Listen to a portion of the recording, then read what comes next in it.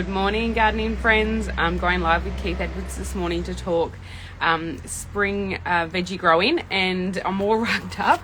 I'm going to join in Keith, so hang in there. Well, let's get into it. Yep.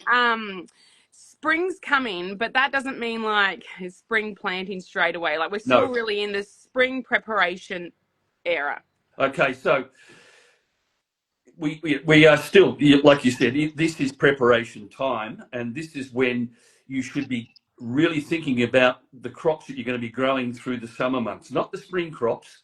The spring crops are going to be things like your lettuces and your carrots and these sorts of things, but it's your summer crops that are going to be the most important ones, because they are the big ones that you get one hit at once a year, and they are the things like your tomatoes, your eggplants, your capsicums, your chilies, and then, of course, a little bit later on after those, you've got your cucurbit. So you've got your cucumbers, your and all those sort of things. The melons and pumpkins, these sorts of things. So it is far too early to be really thinking about any of those except your tomatoes at this particular point. I've got probably 230, 240 in the hothouse. But if you haven't got a hothouse, you've still got the opportunity this month during the high growth period, which starts on the 24th of this month. 24th? Yes, it does, darling. August. Yeah, September. September. We're going to go. Yeah. Sorry, the just go to the name. 22nd. September. Yes, you're right. It does start on the 24th. Oh, yes. September. Oh my gosh. Yes. So yes, yeah, 24th. it does. Which is my beautiful little grandson's birthday. So that's terrific. Yay, to embrace the moon calendar. I love that. So you're saying to do tomatoes because they take the longest to get growing. Is that? They do. And best of all, they like you've experienced now, they love to have bottom heat. Yeah. And a heat mat is not an expensive outlay. No. You can buy them through Forestry Tools, who will post them out all over Australia, and you can get any size you like. I've got two great big jumbo sizes because I've got 200 tomatoes to go. But if you haven't started growing your tomato seedlings, then you can start on the 24th, and get them into your paper pots. Have a look at the video. Put them into the paper pots and get them up and growing. Yeah. So we're just going to do tomatoes. We're not doing any other ones just yet. We're going to hold out until October for the rest. Exactly. Yes. I base most of my planting on soil temperature. Yeah. And if I went out and had a look at my thermometers in the ground at the moment, they'd all be down round about the 12, 13 degree mark. Yep. What do you got? Well, I've taken it out, but mine was 10 when I just took it out then. Yeah. It has been getting up to 14 on the nicer days. Yep. But it's still back It's not down consistent. Yes. Yep. Because 20, is 20 the golden number? No, for tomatoes, I've been putting mine in around about the 16, 18 to 18 degree mark. Okay, great. Because we know that this is coming on. The soil is going to be warming up and ramping things up. So what happens in the actual soil, if you've got beautifully well composted soils, as the weather warms up and the soil warms up, there are changes that happen within the soil. We go from what is called an anion, which is what plants feed on during the colder months, into a cation, which is where they start to really ramp up and get access to all the really good stuff that's in the actual soil. So this is it. So getting back to what I was saying earlier, we really need to think about putting as much goodness into your soils as possible. So if you've got crops still happening, I've got broccoli and some cabbages that are coming towards the end now. So they'll come out, and then those beds will rest, and then we'll get all the goodness coming into that soil that'll be just sitting there ready to go for when those new seedlings get into the soil. What have we got there? We've just had lots of little comments pop up. Scrolling back down, Maria said, when's a good time, I think, to do capsicum seeds in the hothouse? I would be doing those in October. Yeah. And even if you miss the October high growth, November. Yeah. You will still be fine. But October, I'm aiming for October for all my chilies, my eggplants, and my capsicums. And I've also this year I've just become not lazy but just busy. Yeah.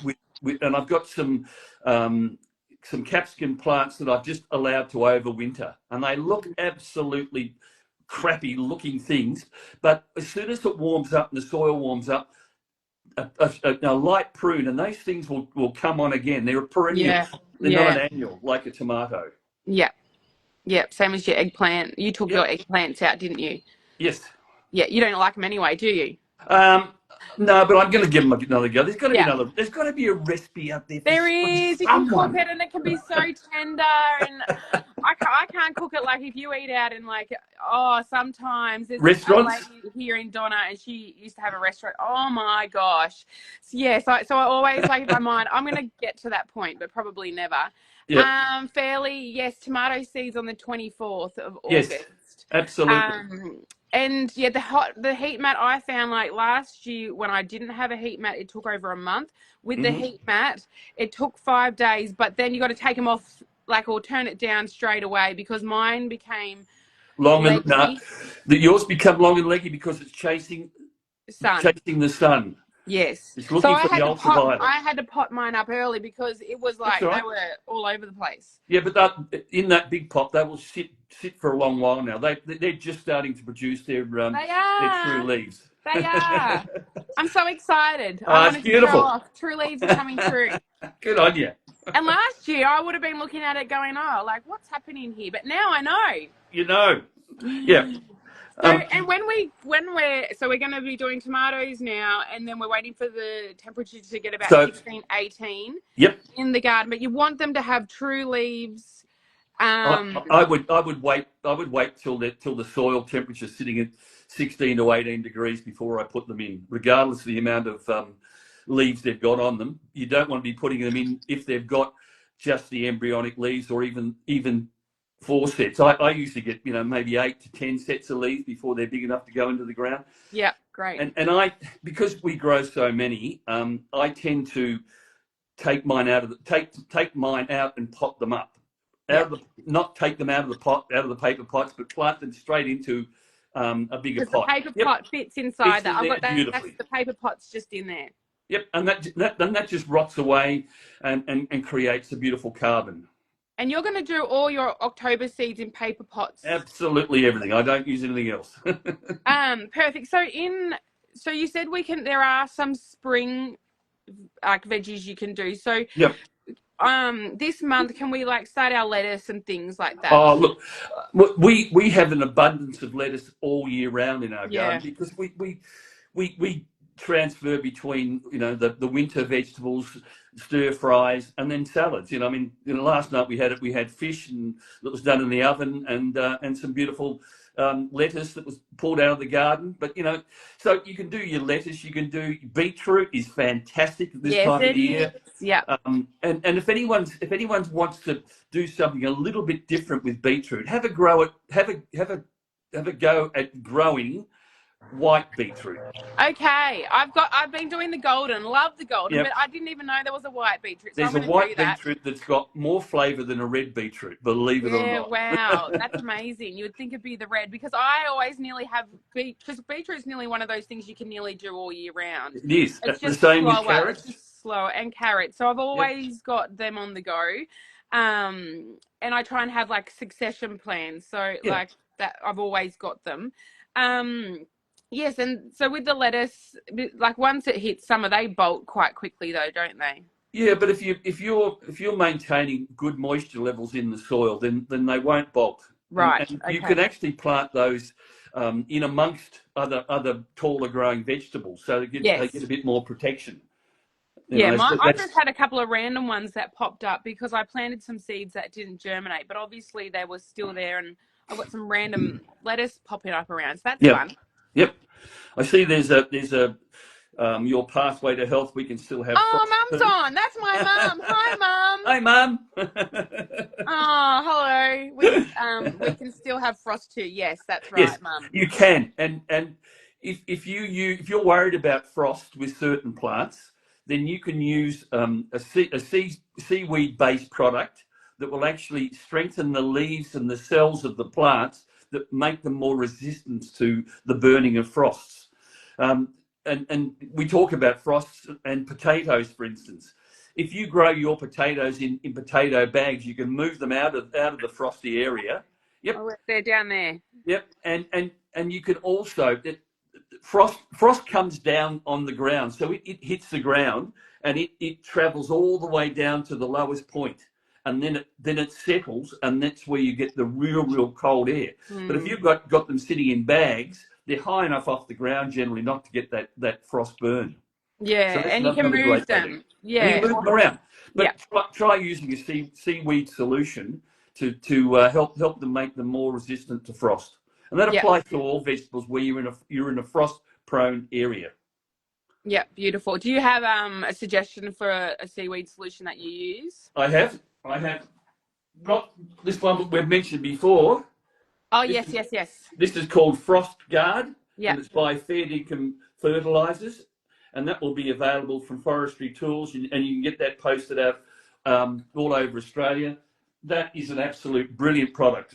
And while you're ordering that, you can get them from there as well. Exactly. That's your thermometer to check. Someone mentioned, are the dates still the same for colder climates? So I guess you're just looking at that temperature. It's all by the temperature, isn't it? Yes, but the moon calendar is the same everywhere. The moon calendar is the same in the southern hemisphere everywhere. Yes. Not in the northern hemisphere. And then someone said they had their rats ate their cauliflower. Oh, that's not good. No. Net them? Can you net them? You can net them. That's probably one of the best things you can do. Oh, bugger. I'm going to put a post on tomorrow showing my strawberry plot that I've had to put a cage over because we don't have dogs anymore, and possums are climbing down the fence and getting into all of our vegetables, particularly beetroot and strawberries. Yeah.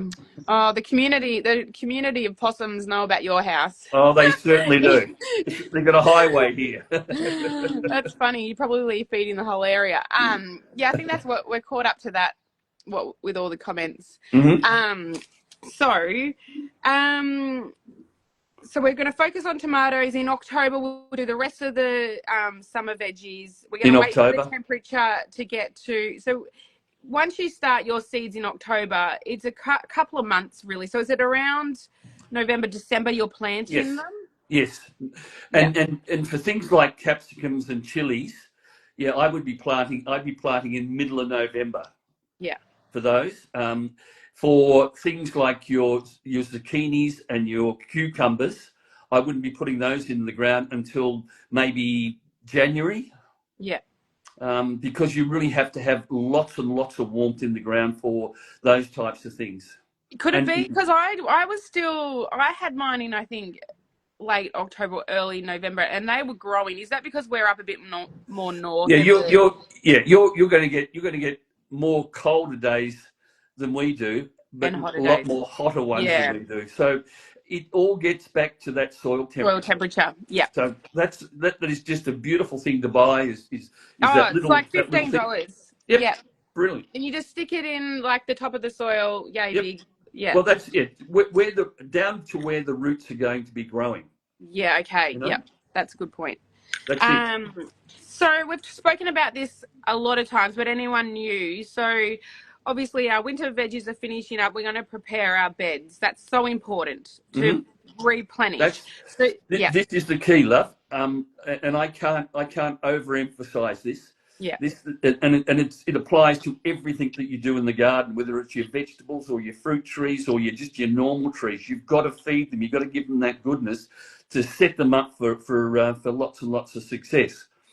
So out in my beds at the moment, where I've just pulled out my Brussels sprouts about a week and a bit ago, those beds have been replaced with bags of Clyde compost, or even Chock-a-Block is another good one you guys can get up there.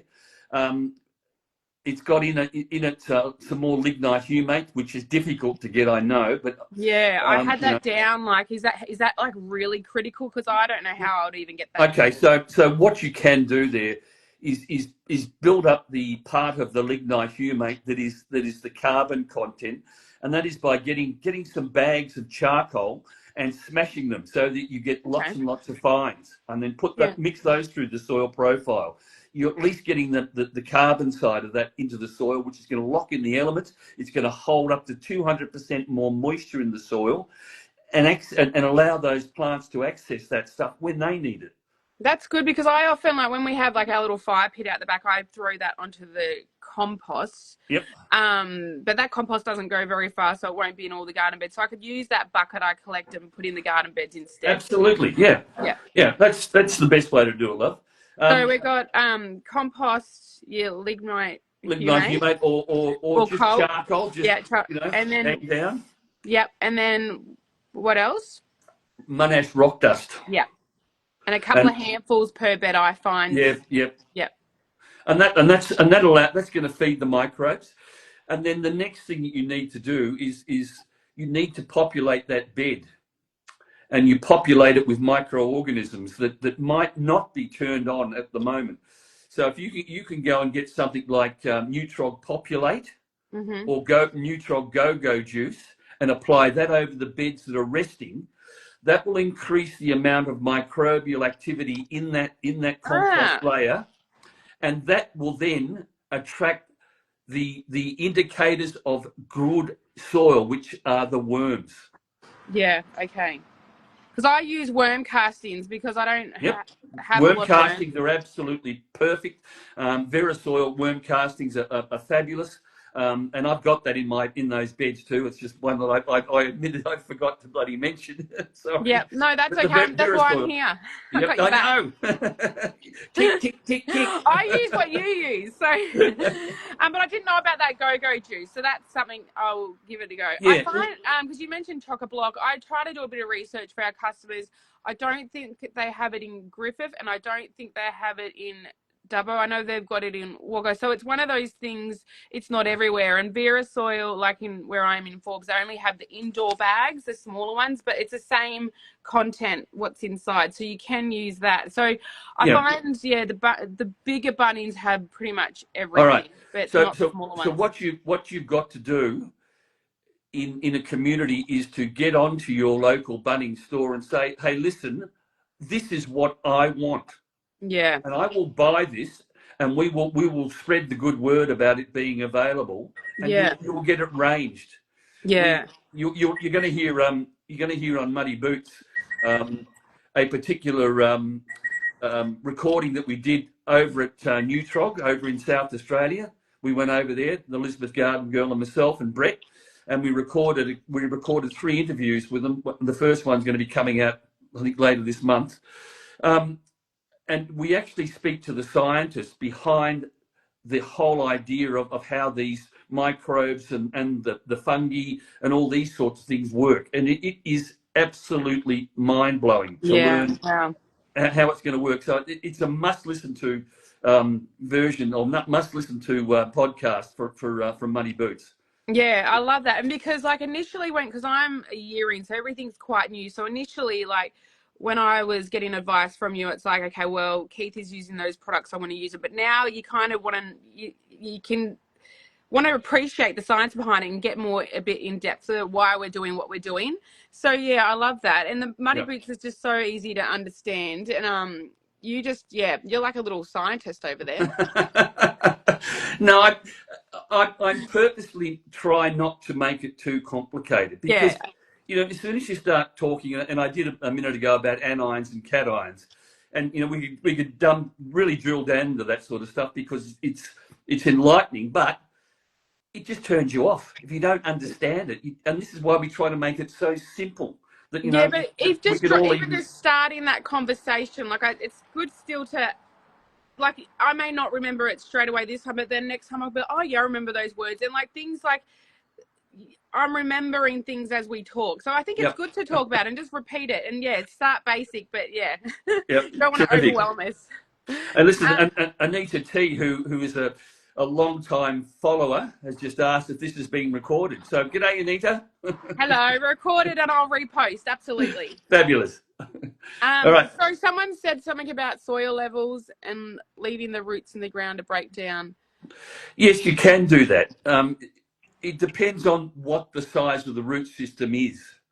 Um, if you saw those Brussels sprout plants that I pulled out, if I had have left those in the ground, I would have trouble replanting in top of those. You know, Yeah. so that's look, it's a great idea, and probably one of the best things you can do there if you are going to leave roots from your plants in the ground, that you get yourself what's called a prepping fork Yep. and get I've that got into the mine bed. somewhere. Yep, Yes. and just just work that into the soil profile, anchor it backwards and forward, just to allow more goodness to drop down into those holes. Yeah. And where can you get that? Because I've got mine. That's It's all right. That prepping fork is available from FD Ryan. yeah. And And so they're all it's yeah. Sorry, go on. they're all handmade tools here in Australia. They're actually made in Melbourne, and they're all handmade, and they're posted out all over Australia. And it's Brilliant so good. company. I love mine. It's Yep. I love it for the garden beds, but you can use it for aerating your lawn. You can use it in other parts of your garden. Like, it's a really universal, like a multi-purpose tool. I love it. Yep. Um, One that we haven't really spoken a lot about is hardening up your seedlings. Like, if you've got them on heat mats or in the glass house, you're not going to go straight from there and plant them straight in the garden beds. No, you're not. No, it all gets back to that soil temperature. Because look, I'm going to show you something just to show you another fail of mine, because I've been having my sweet potato slips inside because of the frost, and it was a beautiful sunny day the other day, and I thought I'll go put them outside to give them some sun, Mm-hmm. and then it was the day I took the kids to soccer or whatnot, and I've come back to this. So you can over harden them. You can overdo them. You got to do it a few hours at a time, don't you, and build up on it, because that's Yes, you sad. do. Yes, you do. And nearly everyone today carries a phone that has got an alarm clock on it. Yeah. Go and set it. Go and set it. I see some of these. I only have 3 good ones left because they all are like, yeah. And I had a friend that messaged me, and she sent me a photo of all her tomato seedlings, and she said they're all dead, and I couldn't work it out, and I realized she had them inside, and then she transferred them and like relocated them to a sunny spot, and then they've just been fried. Yeah. Yep. So you just The only reason they're going to fry is because they haven't got a root system to uptake the moisture that should be in the pot. Right. And So, what about the sun burning the leaves, going from indoors to outdoors? Okay, yeah, that is called hardening off too quickly, like you've done there. So you've got to do things in a very, very gentle manner. So you might put them out for 2 or 3 hours and take them in, but not in direct baking sun. Somewhere that they're getting a little bit of shade, a little bit of protection. That's all. There's a question there from someone who wants to know about where you can get white beetroot from. You can buy white beetroot from the likes of the Seed Company. There used to be another company called Seed Freaks. They're chilling out a bit at the moment. They're having a bit of a break. But the Seed Company, I bought mine from the Seed Company. If you can't get them from them, the Diggers Club will have them. So the white beetroot is readily available, as is the Burpees Golden that you've got. And I don't know whether anyone saw a post I did the other day talking about some of these beautiful old heirlooms, but they're all available. They're all available. Yeah, that's good. So do you do so October you're doing most of your seeds? Yep. Are you going to do another succession a couple of months later? No. Why would I? Because they just keep producing, like to go through. Is that is that why? Yep. I had 2 plants of Space Saver cucumbers in my backyard, and I got off those over 360 cucumbers off 2 plants. Yeah. And I don't want to put any more in. Because I'll be throwing them at people. Yes. So you can overdo it. Yeah, I killed mine because I put eco oil on it. So that's a big lesson, is don't put eco oil in summer. Not in summer, no. Yeah, because I'll end up looking like that. So I think that's good. I feel like it's like, what are the steps leading up to like the warmer soil? So I think that's everything I really had